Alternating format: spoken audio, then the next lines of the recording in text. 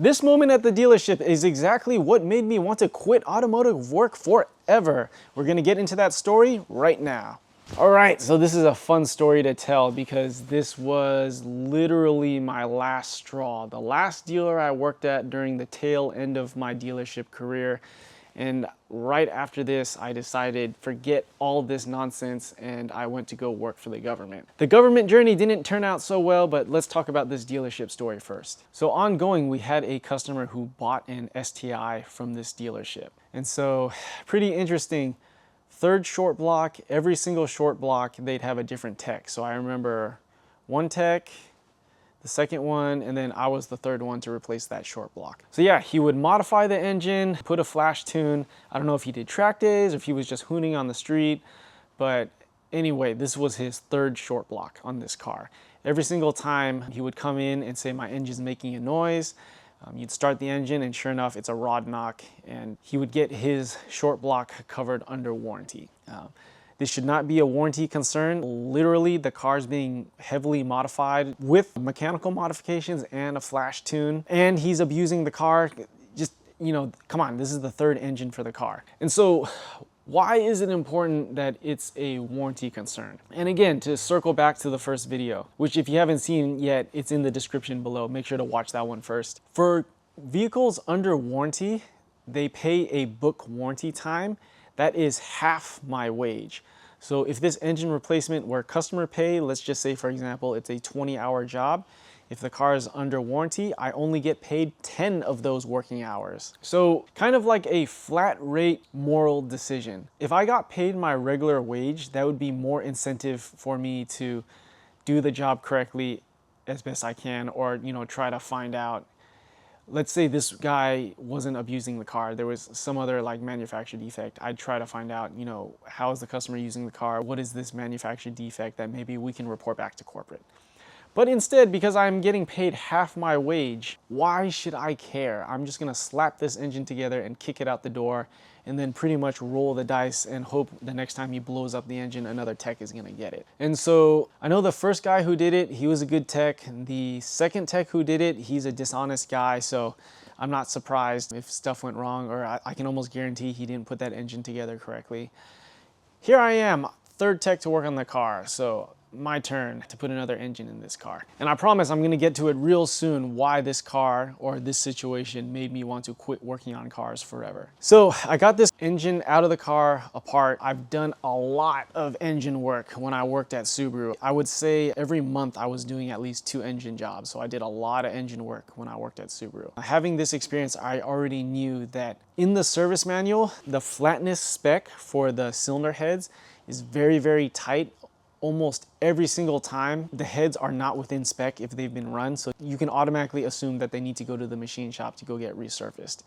Let's just say, for example, I've done like 200 Subaru engine jobs. Out of that 200, I've only had one where the cylinder head deck surface was within spec. So with that being said, I took the engine apart, took the heads off, measured the heads. Sure enough, they're putting my feeler gauge in the straight edge on the cylinder heads. I already knew, yep, they're out of spec. So we're tight on space in the shop, so I'll usually open the hatch or open the trunk, put cardboard to keep the customer's car clean, and then start loading up the parts into the customer car so that we can push it outside in the parking lot for storage while the heads are at the machine shop. I remember the service manager seeing what I was doing, and he like ran outside super upset.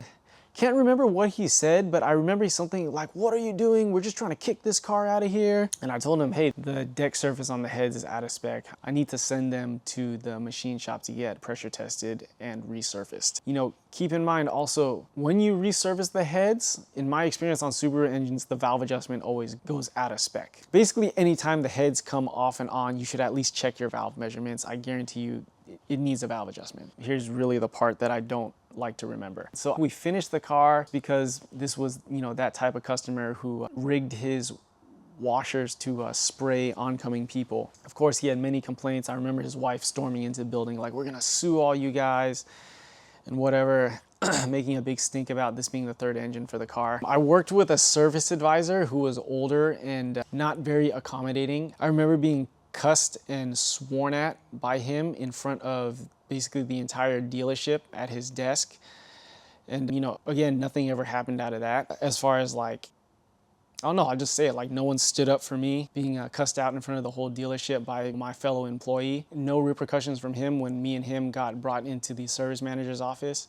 Anyway, this is all part of this story, and it builds up, right? It builds up to the crescendo. And so I got pulled into the service manager's office after that car got finished, and there was a little bit of a debacle about like why things were what they were. There was parts and like heat shields and stuff missing because again, the car was modified, right? Different turbo back, so like downpipe all the way back. Yeah, the car was super modified. It had like this air oil separator. It was like a really modified car. So, and then as I talk about it, I kind of remember part of it where like there was kind of like a disagreement where, again, because I'm not talking to the customer, the service advisor is, and he's not a very accommodating guy. And I remember him saying that the customer wanted the car back to stock. And there was kind of like a communication issue where it was like, does he want the car back to stock or does he want all the stock stuff he provided back on the car? Keep in mind for this advisor, I believe English was his second language too. So, you know, there was that communication barrier as well. Long story short, there was a lot of issues after we correctly repaired the car, and there was like some follow-up that was messy as well.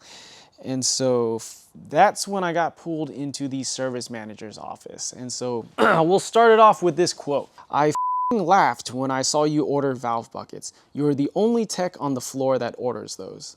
So why don't we talk about that for a second? What are valve buckets? So on a STI, to change valve clearance or do a valve adjustment, there's 16 buckets. Basically, anytime you do engine work, you should at least check the valve adjustment. And in order to change or correct the valve adjustment, you need to buy a whole new bucket that is a different size. Apparently, or so at the time I thought, I must have been the only technician in that dealer to build engines correctly if I was the only one replacing valve buckets. But in reality, I knew that because from my previous dealership, I would save a stash of valve buckets, you know, to test with or to install to save myself time while parts ordered valve buckets, that at this new dealership I was at, everyone else would borrow my stash. Borrow sometimes meant that they used it and then I was just short valve buckets. But historically, I've been a nice guy. I've been taken advantage of many times in my life. And here is where the roosts have come to crow, I believe the expression goes, where, you know, because I was a nice guy letting people borrow my stash of valve buckets, that means they weren't ordering them when they did engine jobs. And now, yeah, I was the only one ordering new valve buckets for this engine job.